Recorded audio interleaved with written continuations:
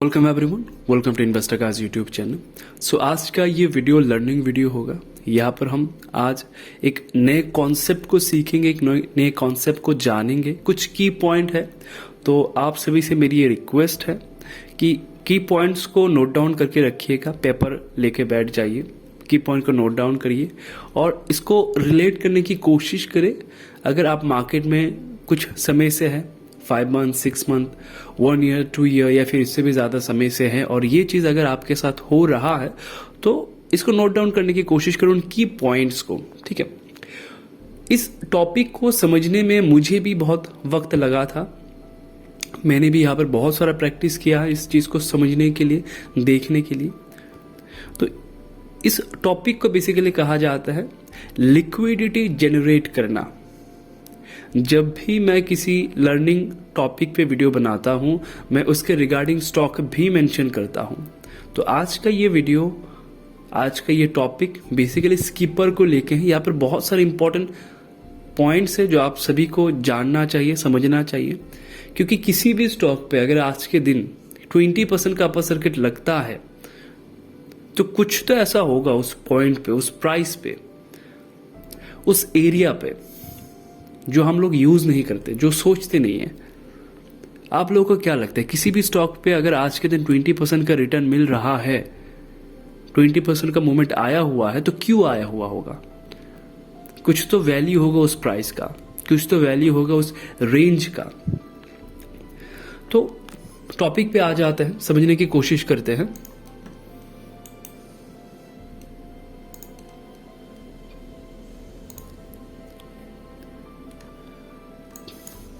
कुछ importance level में यहां पर ड्रॉ कर रहा हूं, चीजों को देखिएगा। ओके, अगर आप ध्यान से देखें तो ये जो एरिया है ये हम सभी के लिए एक इंपॉर्टेंट एरिया है। क्यों इंपॉर्टेंट एरिया है? पहले इस एरिया पे इसको रेजिस्टेंस मिलता था, अब वो एज ए सपोर्ट की तरह काम करेगा और उस हिसाब से यहां पर ज्यादातर लोग जो हैं वो बायर्स हैं। ज्यादातर लोग इस पॉइंट पे एज ए बायर काम करेंगे, ना कि सेलर। और अगर ये स्टॉक सिर्फ कैश में अवेलेबल है तो प्रोबेबिलिटी ज्यादा है कि मैक्सिमम लोग इस जोन पे बायर ही है, सेलर तो होंगे नहीं। अब मान लीजिए इस स्टॉक पे एक इंस्टीट्यूशन को, एक बड़े पैसे को अपनी पोजीशन इंक्रीज करना है या फिर अपने पोजीशंस को बनाना है, धीरे धीरे करके पिरामिडिंग करना है वहां पर, तो वो कैसे करेगा? वो कहां पर बाय करेगा? वो कभी किसी टॉप पे बाय नहीं करेगा। उनके पास बहुत सारे ऐसे इंपॉर्टेंस एरियाज होते हैं जहां पर वो एंट्री करते हैं। तो अगर उन्हें बाय करना है, ज्यादा क्वांटिटी में बाय करना है, तो उनको ज्यादा क्वांटिटी में उनके पास लोगों को सेल करना होगा। मैं तभी ज्यादा क्वांटिटी पे बाय कर पाऊंगा अगर आप लोग मुझे ज्यादा क्वांटिटी सेल करेंगे।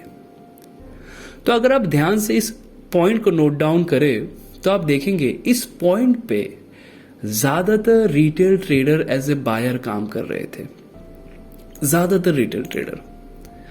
ठीक है, इस ट्रेंड लाइन के ब्रेकआउट पे और भी वो बायर की तरह काम करते। मतलब 95 to 98% रिटेल ट्रेडर यहां पर बायर्स है, कोई सेलर नहीं है, कोई अपना पोजीशन छोड़ना ही नहीं चाहता।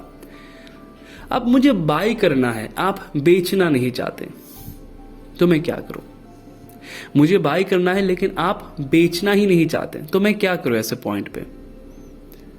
तो ऐसे सिचुएशन में प्राइस को नीचे लाया जाता है। ऐसे सिचुएशन में लिक्विडिटी जनरेट की जाती है मार्केट में। कैसे की जाती है? अगर आप ध्यान से देखें, इस कैंडल को समझने की कोशिश करें। यहां से बाइंग शुरू हुई थी मार्केट में। मैं अगर 1 आवर टाइम फ्रेम पे आपको दिखाऊं ये सारा चीज, देखिए। अगर आप इस चैनल को पहले से फॉलो कर रहे हैं तो आपको पता चलेगा ये बाइंग किन के है। तो यहां पर पहले से ही बाइंग होकर रखा हुआ है मार्केट में। अब मुझे इस प्राइस को ऊपर लेके जाना था, लेकिन लोग यहां पर सेल नहीं करना चाहते थे। तो मैंने क्या किया? मैंने जो भी पोजीशंस बनाए हुए थे, एक पर्टिकुलर लेवल पे मैं प्राइस को धीरे धीरे करके एक पर्टिकुलर लेवल पे लेके आया। उसके बाद यहाँ पर जो भी मेरे क्वांटिटीज थे मैंने उनको सेल किया। अब कौन से क्वांटिटी मैंने सेल किया होगा इस चीज को समझने की कोशिश करें कि यहां पर जो भी क्वांटिटी सेल हुआ है वो कौन से क्वांटिटी हो सकते हैं, देख लीजिए। यहां पर जो क्वांटिटी सेल की जाती हैं वो ज्यादातर बॉटम के क्वांटिटीज होते हैं। बॉटम से कुछ क्वांटिटी यहां पर सेल किया जाता है। सेल करने से क्या होता है, एक ब्रेकडाउन वाला सिनेरियो यहां पर बनते हैं और लोग ज्यादातर क्या करते हैं, अगर आप री एंट्री करते, अगर फ्रेश बायर मार्केट में आएगा तो कहां पर आएगा, देख लीजिए। फ्रेश बायर अगर मार्केट में आएंगे तो इन जोन के आसपास आने वाले हैं, राइट। मैं छोटे टाइम फ्रेम पे जाके आपको दिखाता हूं। ये वो जोन है जहां पर फ्रेश बायर एंट्री करना चाहेंगे। तो अगर मुझे सस्ता खरीदना है और लिक्विडिटी भी ज्यादा जनरेट करना है तो मैं क्या कर सकता हूं वहां पर। मुझे पता है फ्रेश बायर यहां से प्राइस पे आएंगे और मुझे यह भी पता है यहां पर बहुत सारे बायर्स हैं। जितने भी बायर्स इस जोन के आसपास है उन्होंने जो बाय किया है तो उन्होंने स्टॉप लॉस भी लगाया होगा। तो उनका जो स्टॉप लॉस होगा ये इस लेवल के नीचे होगा। आप स्टॉप लॉस कहां पर लगाते हैं ये कमेंट सेक्शन में जरूर बताइएगा। तो मुझे ये पता है कि यहां पर इस लेवल के नीचे स्टॉप लॉस है और मैंने इस लेवल पे अपनी कुछ क्वांटिटी सेल किया। सेल करते ही तुरंत जितने भी लोगों का स्टॉप लॉस था वो हिट हो चुका है। अब वो स्टॉप लॉस क्या है, बेसिकली बाइंग ऑर्डर। आप अगर सेल कर रहे हो सस्ते में, स्टॉप लॉस मतलब क्या, सस्ते में सेल करना। मैंने 100 पे खरीदा, मैंने 95 का स्टॉप लॉस लगाया, मतलब मैं सस्ते में सेल करना चाहता हूं। तो अगर मैं सस्ते में सेल करना चाहता हूं तो किसी को यहां पर सस्ते पे माल मिल रहा है, प्राइस धीरे धीरे नीचे आएगा और ये जोन पहले से ही एक फ्रेश बायर एरिया बना हुआ है। तो एक इंस्टीट्यूशन को भी पता है कि यहां पर मुझे ज्यादा कुछ नहीं करना। हालांकि प्राइस मुझे ऊपर लेके जाना है, अगर नीचे आएगा तो यहां पर मेरा नुकसान हो जाएगा। क्यों, अगर ये लेवल भी टूट जाए तो लोग यहां पर बाई नहीं करना चाहेंगे। अगर ये लेवल भी टूट के प्राइस नीचे आ जाए तो लोग यहां पर बाई नहीं करना चाहेंगे। तो इससे पहले जो मैंने मोमेंटम यहां से जनरेट किया था तो पूरा मोमेंटम फेक हो जाएगा, मेरा पूरा मोमेंटम मेरा खराब हो जाएगा। इस स्टॉक में मैं कोई बिजनेस ही नहीं कर पाऊंगा। कैसा बिजनेस कि मैंने सस्ता खरीदा, खरीदने के बाद कल को मैंने ब्रेकआउट दिया तो लोग यहां पर बाय करेंगे, तो इससे मुझे प्रॉफिट मिलेगा। ये मेरा एक बिजनेस है यहां पर। लेकिन उस बिजनेस को करने के लिए मैं क्या कोशिश करूंगा, मैं करूंगा ये कि मुझे कितना सस्ता मिले प्राइस, जितना सस्ता मिले मैं उतना सस्ता माल उठाने की कोशिश करूंगा। अब कोई मुझे बेचना भी नहीं चाहता, मुझे ज्यादा माल खरीदना है, सस्ते में खरीदना है, ऑफर प्राइस में खरीदना है, कोई सेल नहीं करना चाहता। तो ये वो जोन है जहां पर उस मोमेंट को इनिशिएट किया गया था। पहले आपके स्टॉप लॉस को हिट किया गया था, करने के बाद एक फ्रेशर्स बायर को यहां पर बुलाया गया, फ्रेश बायर्स को यहां पर बुलाया गया है। उसके बाद यहां पर उन बायर के साथ उन्होंने भी माल उठाया है यहां पर, क्योंकि वो अकेले यहां पर माल नहीं उठाना चाहते थे, हम सभी के साथ माल उठाना चाहते थे। तो उन्होंने यहां पर क्या किया, अच्छा खासा माल उठाया आज के दिन। ये पूरा जो लिक्विडिटी है उन्होंने जनरेट की है एक सिस्टम के सहारे, एक बिजनेस मॉडल के सहारे। इस चीज को समझे। आप लोग घबरा जाते हैं छोटे छोटे चीजों पे, प्राइस को रीड नहीं करते। प्राइस को रीड करना है। अब ये आने वाला था, इसका मुझे पहले से कैसे पता चला कि ये मोमेंट जो है वो आने वाला है, ये मुझे पहले से कैसे पता था, या फिर कैसे मैंने इस चीज को कैप्चर किया था। मैं एक चीज दिखाता हूं कि मैंने इस मोमेंट को कैसे देखा था। छोटे टाइम फ्रेम पे आते हैं और दिखाते हैं, चलिए।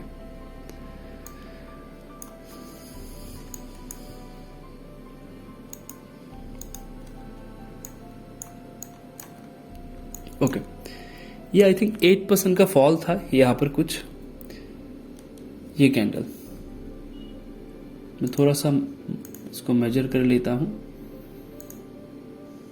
हाँ, यही कैंडल है जो 8% का फॉल था। उस दिन प्राइस जो था वो इस जोन के आसपास खुला हुआ था। कोई भी प्राइस अगर सुबह सुबह खुलने के बाद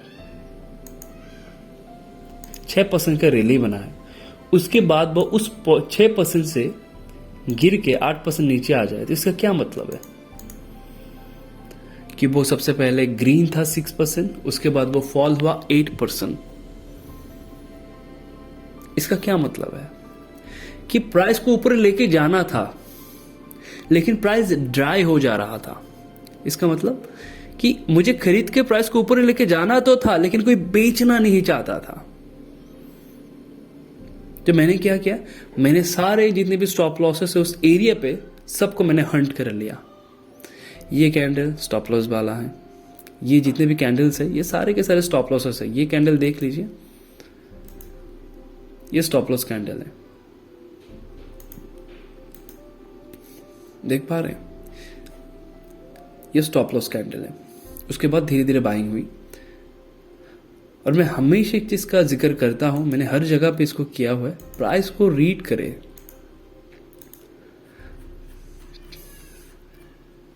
प्राइस को ध्यान से रीड करें तो आपको कुछ इंपॉर्टेंस प्राइस के मूवमेंट के बारे में पता चलेगा।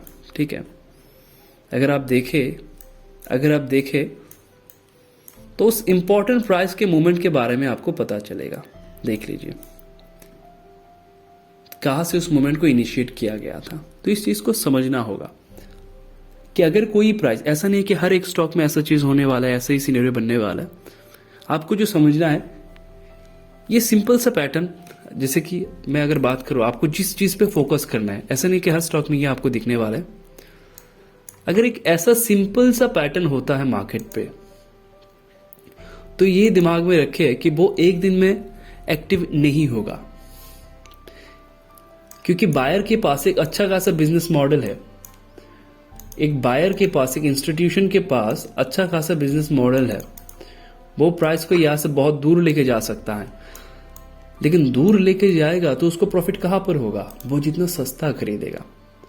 तो हमेशा कोशिश करें कि ऐसे जो प्राइस होते हैं वो जब तक किसी का स्टॉप लॉस खा नहीं लेते, हंट नहीं कर लेते, लिक्विडिटी जनरेट नहीं करते, वो ऊपर नहीं जाते। अब मैंने इसको क्लोजली क्यों एनालाइज किया, क्योंकि मैं इस स्टॉक में बना हुआ था।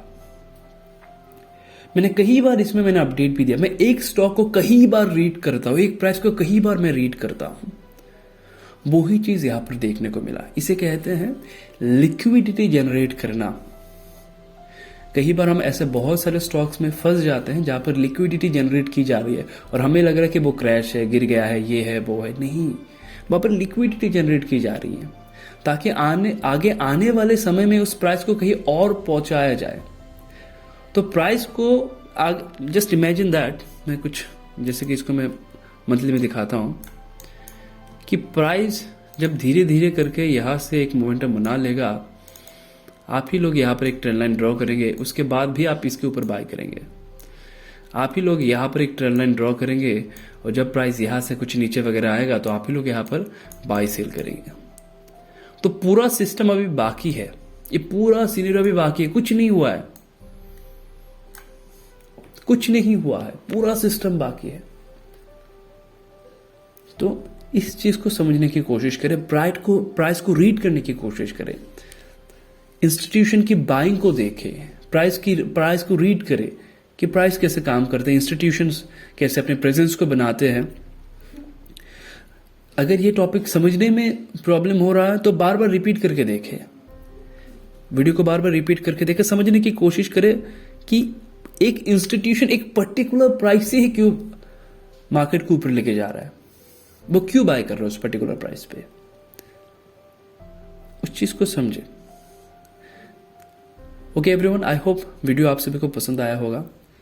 अगर पसंद आए तो चैनल को सब्सक्राइब जरूर कर दीजिएगा, तो मुझे भी मोटिवेट मिलता है आप सभी के लिए वीडियो बनाने की। और मैं कल से सीरीज शुरू करने वाला हूं स्विंग स्टॉक्स के, हफ्ते में 2 या 3 मैं वीडियो डालने वाला हूं स्विंग सीरीज की। आई होप कि आप सभी को ये हेल्प कर पाए। अगर वीडियो पसंद आए तो कमेंट पे बताइएगा ज़रूर। Thank you so much everyone.